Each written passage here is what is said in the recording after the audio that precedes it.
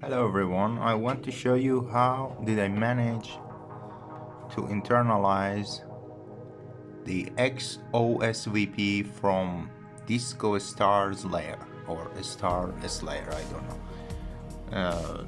This is a project, an open source project, if you are not familiar with, that helps you to get the most in quality from original Xbox component outputs.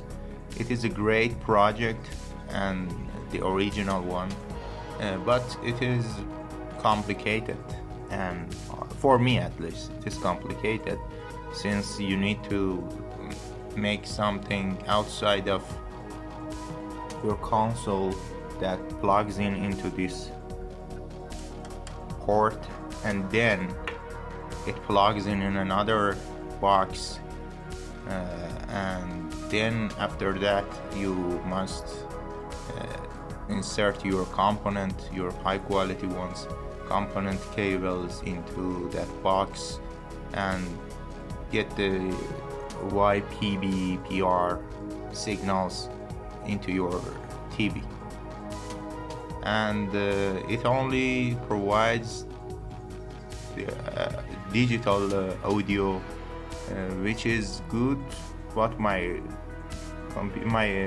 TV doesn't support that input. So I decided to make it internal, and I made a customized PCB which I will provide you, and in this video I want to show you where to tap in order to get the signals of YPB-PR into your actually into my version of the XOSVP board, and then from my PCB to TV. These are inductors, as you see, which are responsible for the, let me zoom in.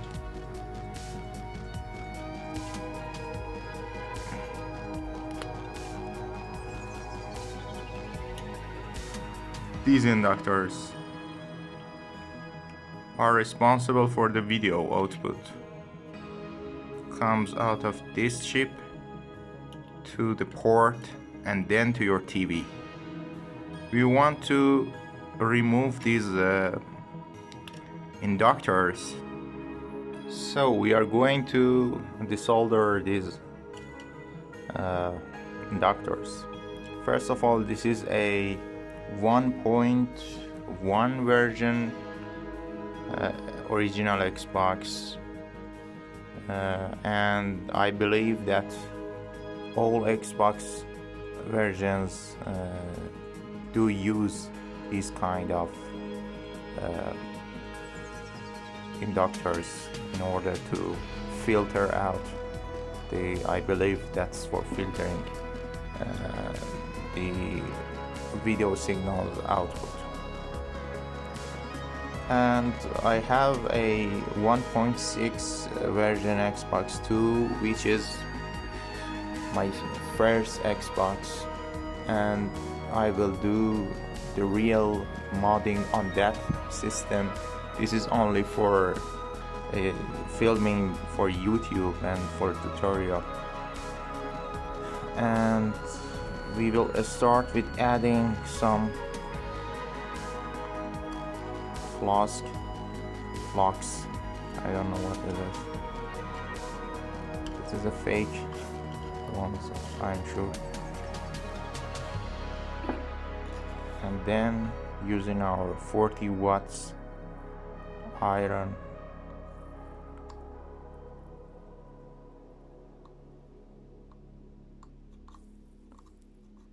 we start the desoldering.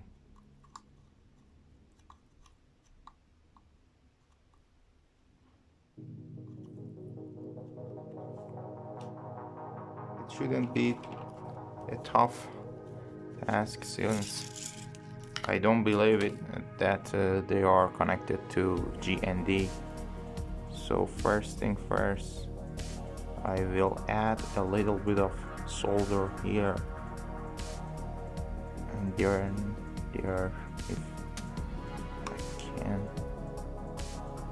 disconnect it from the metal shielding. This is not the most professional way to desolder these inductors, but this is what I have at the moment.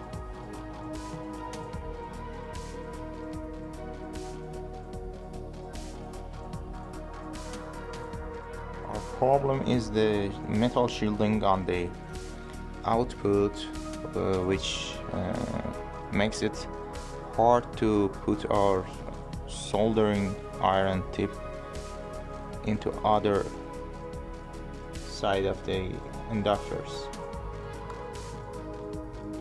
and we don't want to take that off because I believe it is very difficult to insert it there again.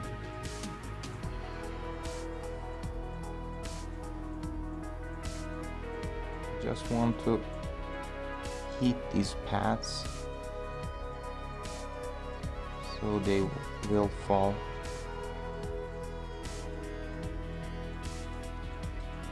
Let's see if it's possible to go there.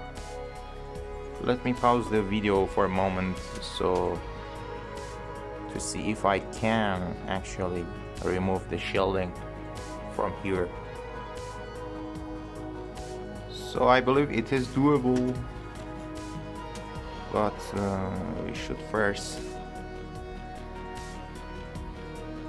open these tabs or whatever they are called, and then zoom, and then we can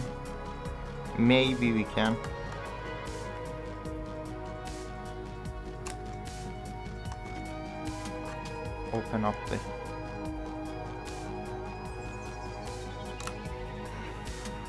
very professional way to do these stuffs. So now I believe we can put our soldering irons, or as you might hear in YouTube, soldering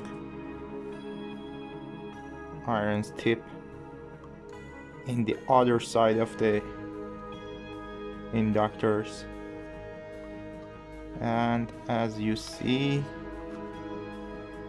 or probably not, it's very easy to remove them once both sides are equally heated at the same time, since these are surface mounted packages. And here we go. You should consider checking the pads of this chip later in order to prevent shorting anything, because it is very common to short these little pads when you are doing something messy like what I do. But the reason I am struggling to do it clean and perfect is because I am simultaneously recording this, and I should keep the area in my camera's focus, so it would be easier for you. But again, you should know that there is a probability for shorting your components. So we managed to take out all three of them,